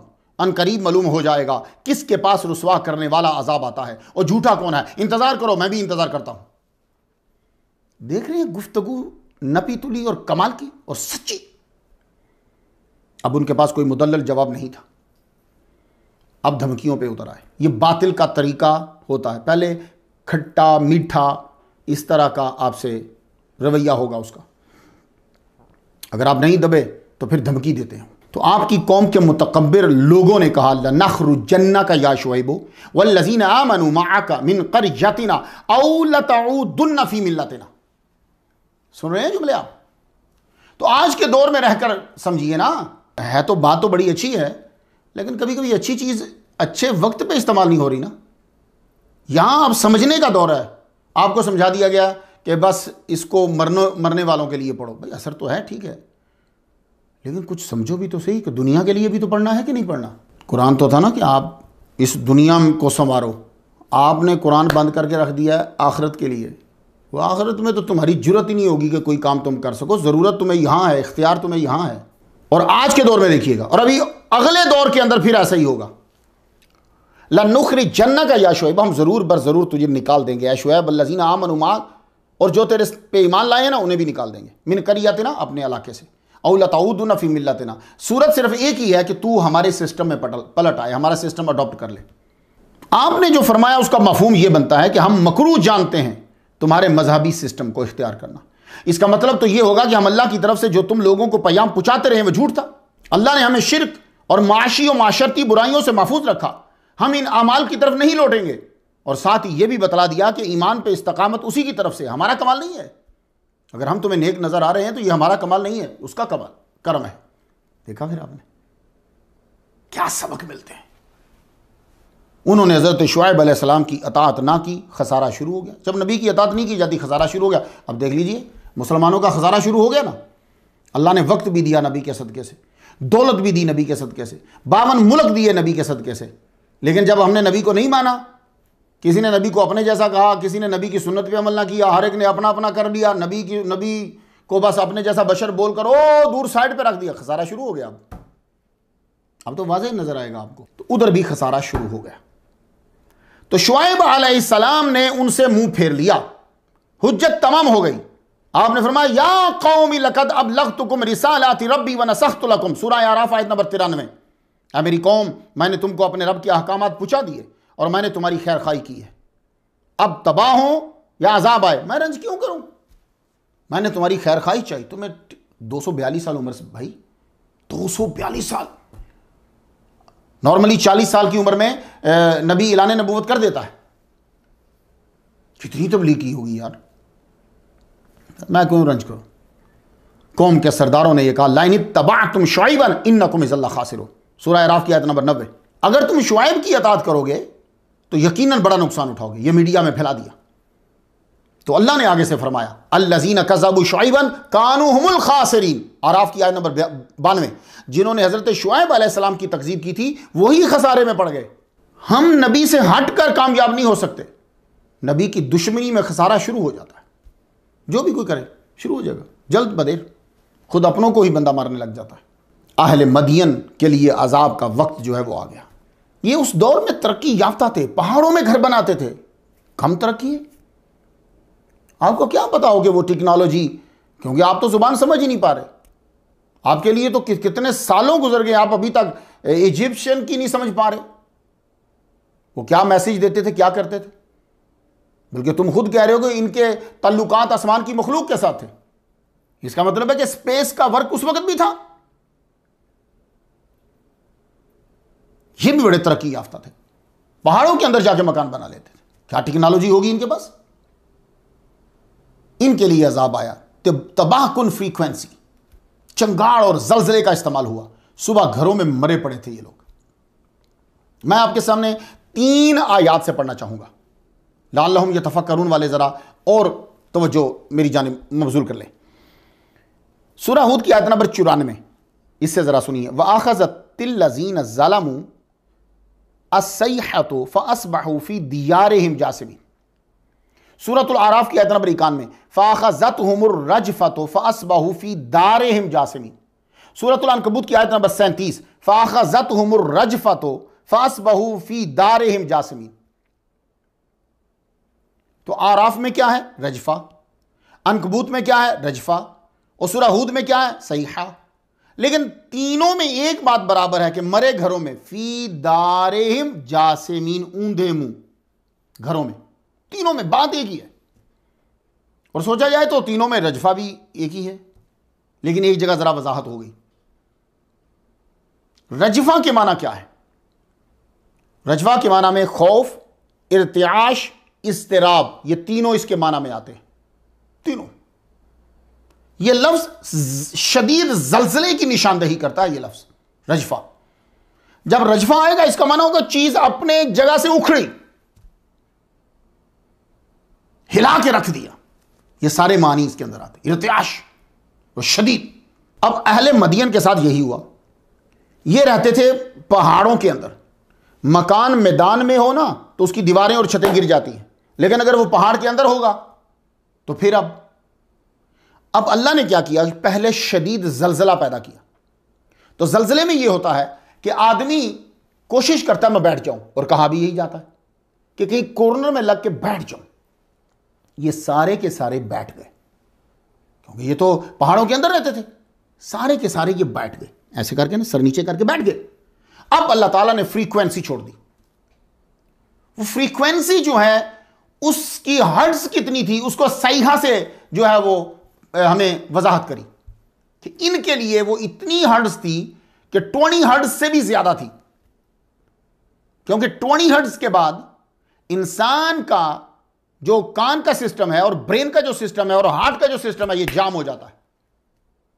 तो फ्रीक्वेंसी को जब आप बढ़ा देंगे 20 हर्ट्ज से, तो वो ब्रेन पे इफेक्ट करने लग जाती है और हार्ट पे इफेक्ट करने लग जाती है। ठीक है, अब उसको सहीहा से बताया। और फिर एक बात और आपको बता दूं, ये फ्रीक्वेंसी सारों को सुनाई नहीं देती जी। वो जिस फ्रीक्वेंसी से कुत्ता चीखता है, आपके लिए कुछ नहीं है। अब आप समझ गए होंगे। भाई मेरा जितना इल्म होता है ना, अब आगे बढ़ना है, आपने आगे बढ़ना है, सुनने वालों ने, मुसलमानों को और तरीके से समझाना है। ठीक है, अच्छा, अब ये सहीहा जो है, अल्लाह ने ये फ्रीक्वेंसी छोड़ दी। अब ये 20 हर्ट्ज से 20 हर्ट्ज से बढ़ जाए, ब्रेन जो ही उन्होंने सर नीचे रखा, खुदा ने सहीहा फ्रीक्वेंसी ऐसी टाइट शदीद किस्म की छोड़ी, ब्रेन और हार्ट जाम। Simple thing. अस्तगफिरुल्लाह, अल्लाह बचा ले, अल्लाह बचा ले। ये अमेरिका में और जर्मनी में दोनों जगह पर रिसर्च हो चुकी है। यानी आवाज़ और उसकी वेव्स के ज़रिए से बंदा मारा जा सकता है। मगर कुर्बान जाएं, अल्लाह ताला ने शुआइब अलैहिस्सलाम और मोमिनीन को बचा लिया। वाह, सुबहान अल्लाह। आयत समात करें जरा। सूरह हूद की आयत नंबर 94, वलम्मा जाअ अमरुना नज्जैना शुअैबा वल्लज़ीना आमनू बिरहमतिम मिन्ना। जो ज़लज़ला उनके लिए आया, जो हर्ट्ज़ 20 से अबव उनके लिए आई, उसने या तो इन पे असर ही नहीं किया या जहां ये थे वहां आई नहीं। इसका सबूत जो है वो मैंने देखा जब मैं गौसे आज़म मस्जिद में खतीब था। 14 साल खतीब में रहा, फिर वहाँ मैं रिज़ाइन दे के आ गया। वहाँ तूफ़ान आया, खबर ये मिली कि 70 किलोमीटर पर आवर की रफ्तार से हवा चलेगी। सारा इलाका खाली हो गया, बिल्कुल ऐसे जैसे वहाँ कोई रहता ही नहीं था। लोग चले गए, डैलस की तरफ आ गए थे। मैंने चंद बंदे थे, मैंने कहा भाई एक तो मैं नहीं जाऊँगा, यहाँ मस्जिद छोड़ के मैं जाऊँगा, लोग कहेंगे भाई तुम्हारा खुदा पे भरोसा ही नहीं था। मैं कहा मैं मस्जिद तो छोड़ के नहीं जाऊँगा, आप सब लोग बैठ जाओ, ला इलाहा इल्लल्लाह अंता सुब्हानका इन्नी कुन्तु मिनज़ ज़ालिमीन पढ़ते जाओ। आप बिलीव करेंगे, खुदा शाहिद है इस बात पे, एक तो हवा की रफ्तार ही एंड टाइम पे ख़त्म हो गई, और जो कुछ चंद गुजरे मस्जिद के इर्द गिर्द के दरख्तों को कुछ नहीं हुआ, उसकी हदूद से आगे जो दरख्त थे वो गिरे। अल्लाह ताला की तरफ जब आप बढ़ोगे सारी तरफ आग लग गई होगी, तुम्हें बचा लेगा वो। तो मुसलमानों बस रब की तरफ आ जाओ। ये भी लअल्लहुम यतफक्करून, देखो जरा, इतनी तेज फ्रीक्वेंसी है कि जो कानों को फाड़ रही है, दिल को, ब्रेन को जाम कर रही है। शुएब अलैहिस्सलाम और उनके साथियों को कुछ नहीं कह रही, या तो पहुंच ही नहीं रही या अल्लाह ताला ने इनको वहां से निकाल लिया। यहां सबके लिए एक सबक है, इनको अजाब से बचा लिया, आमाल का लफ्ज़ नहीं है। ये ज़रा जुमला सुन लीजिएगा। बड़े लोग नमाज़ पढ़ते हैं, कुरान पढ़ते हैं, नेकी करते हैं, तो शैतान कहीं वसवसा डाल देता है, उसके वसवसे को ख़त्म कर देना। यहाँ देख लो, शुएब नबी, साथी मोमिनीन, सहाबी उनके, तो रब ने जुमला क्या बोला जब निजात दी? ज़रा जुमला सुन लेना। अल्लाह ताला ने यह कहा ही नहीं कि वो अपने अमाल के सदके बच गए। अल्लाह ने फरमाया रहमतिम मिन्ना, बिरहमतिम मिन्ना, हमारी रहमत की वजह से निजात मिली। तो हमेशा याद रखना, यहां वहां निजात सिर्फ अल्लाह की रहमत के सदके ही होगी। बस मत मान करना, इबादत नेकी करो लेकिन उस पर तकब्बुर ना करना, क्योंकि नेकी भी उसी की तौफीक से होती है। असहाबुल ऐका को तबलीग, असहाबुल ऐका मैन ऑफ कॉपिस, ऐका तो की जमा आती है अल ऐक। आपने असहाबुल ऐका यानी दरख्त वालों, दरख्तों में रहने वालों को भी तबलीग की। वजह ये होती है कि जो छोटे छोटे ममालिक होते हैं ना, ये बड़े ममालिक को, और जो छोटे छोटे बंदे होते हैं ये बड़े बंदों को फॉलो करते हैं। ये यूरोप जो है, उनकी बूढ़ी औरतों से जाकर कभी पूछना जाकर, तो वो यही कहेंगी कि अमेरिका के मीडिया ने हमारे बच्चों को ख़राब कर दिया, कि ये उनको फॉलो करते हैं। अब ये असहाबुल ऐका छोटे इलाके के लोग हैं, छोटे लोग हैं, ये भी उसी सिस्टम को फॉलो कर रहे थे जिसको अहले मदियन करते थे, यानी गैरुल्लाह की पूजा और तिजारती फ्रॉड। अब आप देखिए ना, आपके जो इस्लामी ममालिक हैं, आप कुवैत को देख लें, पाकिस्तान को देख लें, इन सारों का बैंक का सिस्टम कौन सा है? वही जो बड़ों का है। तो आप उसी सिस्टम को फॉलो करेंगे ना। अब पाकिस्तान का जो निज़ाम है वो कौन सा है? जो सियासी निज़ाम है वही जो बड़ों का था। कोई बात आपको नजर आती है इस्लामी? नहीं। तो बड़ों का जो होता है वही छोटे आगे, उसको वो फखरिया तौर पे इख्तियार करते हैं। लेकिन कभी वो दौर था कि ईसाई पादरी भी वुज़ू करते थे, जुब्बा पहनते थे, ठीक है, थोप पहनते थे अरबियों की तरह। क्यों? तब फ़ख्र था, तब ये लोग बड़े अजीम थे। मुसलमानों, आप हमसे ज़्यादा ज़हीन हो, आप गौर करोगे तो ज़्यादा चीज़ें मिलेंगी। आप तबलीग करने के लिए असहाबुल ऐका की तरफ गए, उन्होंने तकज़ीब कर दी। मगर सूरह शुअरा की आयत नंबर 176 ज़रा सुनिएगा। कज़्ज़बा असहाबुल ऐकतिल मुरसलीन, ऐका वालों ने रसूलों को झुटलाया। रसूलों को, यहां मुरसलीन जमा है, गए तो उनके पास शुएब अलैहिस्सलाम थे, तो मुरसलीन क्यों बोला? शुएब अलैहिस्सलाम के बाद तो सारी कौम तबाह हो गई थी, तो मुरसलीन क्यों बोला? रसूल तो एक गया है। तो एक जवाब जो मशहूर जवाब है वो ये है कि एक रसूल की नाफरमानी भी सारे रसूलों की नाफरमानी है। बात तो ठीक है, मगर क्या वजह है कि जब अहले मदियन ने तकजीब की तो मुरसलीन नहीं आए, वहां सिर्फ शुआइब अलैहिस्सलाम का नाम है कि कज़्ज़बू शुआइबन। यहां है तो कहा सारे रसूलों की तकजीब की। वजह यह है कि अहले मदियन, जो मदियन की औलाद थे, वो हज़रत इब्राहीम अलैहिस्सलाम को मानते थे।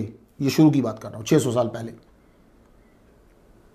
वो हज़रत इसहाक अलैहिस्सलाम को मानते थे क्योंकि उनके तो चचा लगे। वो हज़रत इस्माईल अलैहिस्सलाम को मानते थे क्योंकि उनके तो चचा लगे। वो लूत अलैहिस्सलाम को मानते थे क्योंकि उनका नैनेहाल है। 600 साल गुजर गए, शुआइब अलैहिस्सलाम आए तो अबाओ अजदाद से मुंह फेर लिया। मगर ऐका वो इब्राहीम अलैहिस्सलाम की औलाद से थे ही नहीं, कोई दूसरी कौम थी। इनके पास यही नबी आया है और कोई नहीं आया। मदियन के पास तो इब्राहीम अलैहिस्सलाम भी गए, ठीक है, मदियन के पास तो और भी नबी गए होंगे, इनके पास यही नबी आया। जब इसका इनकार किया तो गोया के सारे रसूलों का इनकार कर दिया। आपने उनको भी वही पैगाम दिया, नाप तोल में इंसाफ करो, घटिया अशिया अच्छे दामों में ना बेचो, दहशतगर्दी खत्म करो। वो बोले तुम पे जादू हो गया है, अच्छे भले चलते हुए सिस्टम को खराब करार दे रहे हो, हम क्या करेंगे, हम कैसे चलाएंगे। जो आज के मुसलमानों का जवाब है, तुम कोई खास आदमी नहीं हो, दिखता तो नहीं है कोई, क्योंकि पर लगे हुए हो तो उड़ जाते हो या एकदम से गायब हो जाते हो, ऐसा तो कुछ नहीं दिख रहा, तो हमें जैसे ही लग रहे हो। तो क्या लफ्ज़ बोलते थे, ये काफिर बशर, इसलिए हम हुजूर पाक को बशर नहीं कहते। ये मतलब नहीं कि बशर मानते नहीं है हमारे नबी जिन नहीं है, हमारे नबी कोई फरिश्ता मलाइका नहीं, हमारे नबी बशर है, लेकिन हम कहते इसलिए नहीं कि काफिरों का तरीका है ये। और वो नबी की तौहीन में ये लफ्ज़ बोलते थे। तो मुसलमानों इसमें लड़ने की क्या ज़रूरत है, इसमें दलाइल दिए जा रहे हो तुम लोग। तो ये बदतमीजी से वो लोग बोलते थे कुफार। या तो अल्लाह ने बोला है क्योंकि वो खालिक है, वो बोल सकता है, या नबी ने खुद बोला है, वो आजिज़ी कर सकता है, तीसरा काफिरों ने बोला है ये लफ्ज़ अक्सरियत में। अब तुम जब ये लफ्ज़ बोल रहे हो तो फैसला करना कि तुम कौन हो, अल्लाह हो नौज़बिल्ला नहीं, हुजूर पाक हो तुम नौज़बिल्ला नहीं, तो फिर तुम किस कैटेगरी में जाओगे। तो यही तो आला हज़रत अज़ीमुल बरकत शाम रज़ा खां बरेलवी रहमतुल्लाह अलैह फरमाते हैं। उन्होंने कोई नई बात नहीं की, आज तो पूरी दुनिया उनकी बातों को सच्चा मान रही है भाई।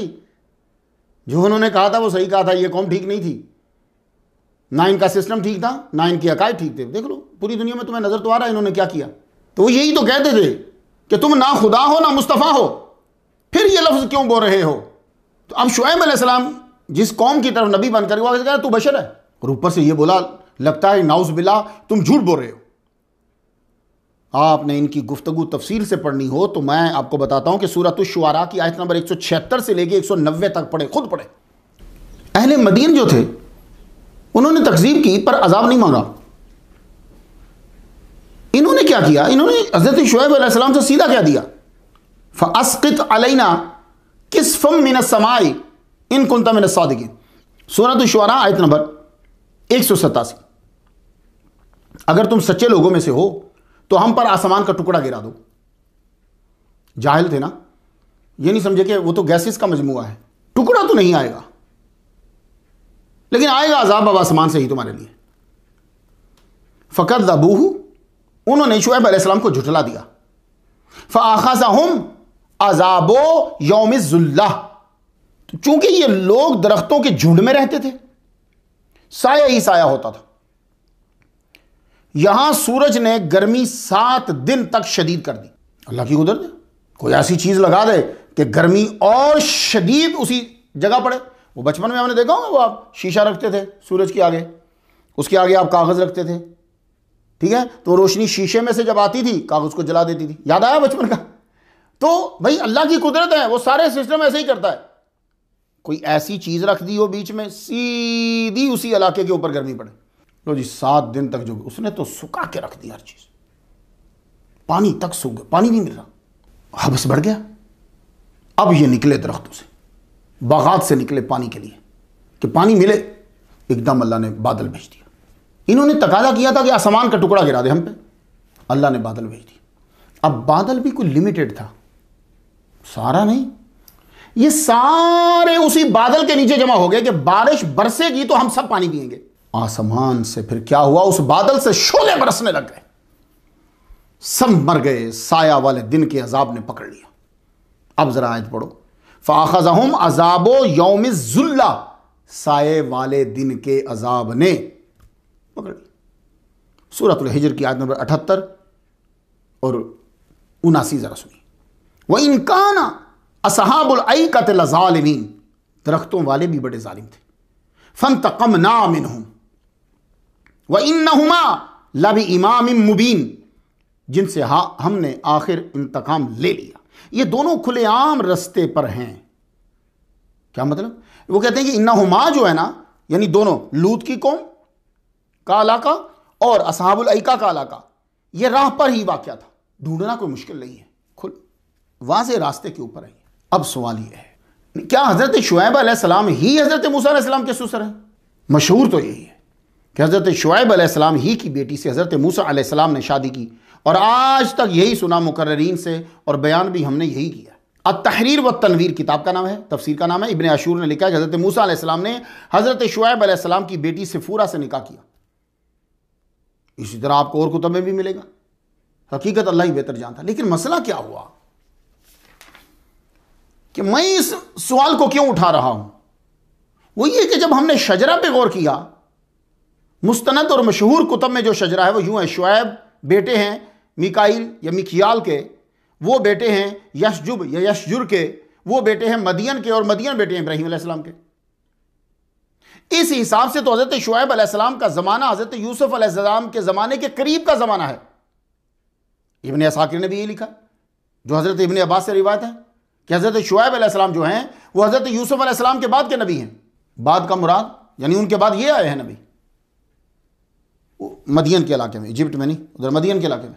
तो ये फिर मूसा के ससुर हो ही नहीं सकते, क्योंकि मूसा अलैहिस्सलाम तो उनकी वफात के कई साल बाद पैदा हुए हैं। हज़रत अबू ज़र रज़ियल्लाहु तआला अन्हु की मरफू हदीस है कि हज़रत शुएब अरबी नबी हैं, मूसा अलैहिस्सलाम की तो इब्रानी ज़ुबान थी। तो तुम मोजज़ा तो कह के बात ख़त्म कर सकते हो, लेकिन ज़ाहिरन देखा जाए तो मूसा अलैहिस्सलाम की ज़ुबान इब्रानी, शुएब अलैहिस्सलाम अरबी हैं। तो कोई ऐसे शुएब हैं कि जो इस ज़ुबान को समझते हो, इब्रानी को, जिनके पास हज़रत मूसा अलैहिस्सलाम रहे और जिनकी बेटी से इन्होंने शादी की। इब्न कसीर और सादी ने अपनी तफासीर में यही लिखा कि आपके ससुर ये शुएब अलैहिस्सलाम नहीं है। तो इसका मतलब है कि कोई मसला है। कहते हैं कि वो रहते तो मदियन में थे, नाम भी शुएब था, लेकिन वो शुएब अलैहिस्सलाम ये नहीं है जिनका कुरान मजीद में तज़किरा है, क्योंकि ये तो बहुत अरसा पहले उनसे दुनिया से जा चुके।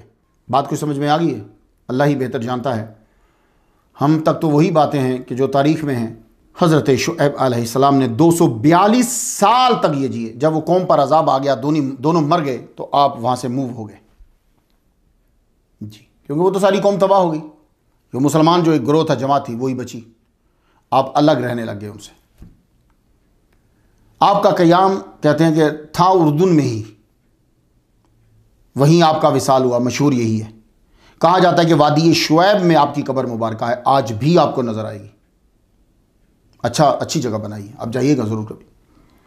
कुछ का कहना है कि जब अजाब आया तो आप साथियों समेत मदियन से तबूक चले गए। मदियन और तबूक से सफ़र करते हुए आप मक्का आ गए। तबूक सऊदी अरब का इलाका है ना, तो तबूक से मक्का आ गए और आप अपने साथियों के साथ वहीं रहने लगे। और उनकी कब्र, आपकी कब्र और उनकी कब्रें दारुन नदवा और दारे बनी सहम के दरमियान है।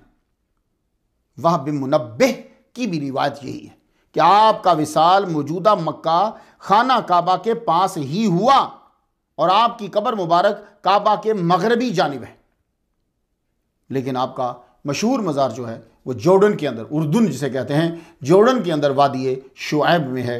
वहाँ बहुत खूबसूरत मज़ार बनाया गया। तो हमारी तरफ से उनकी बारगाह में नजराना अल फातिहा।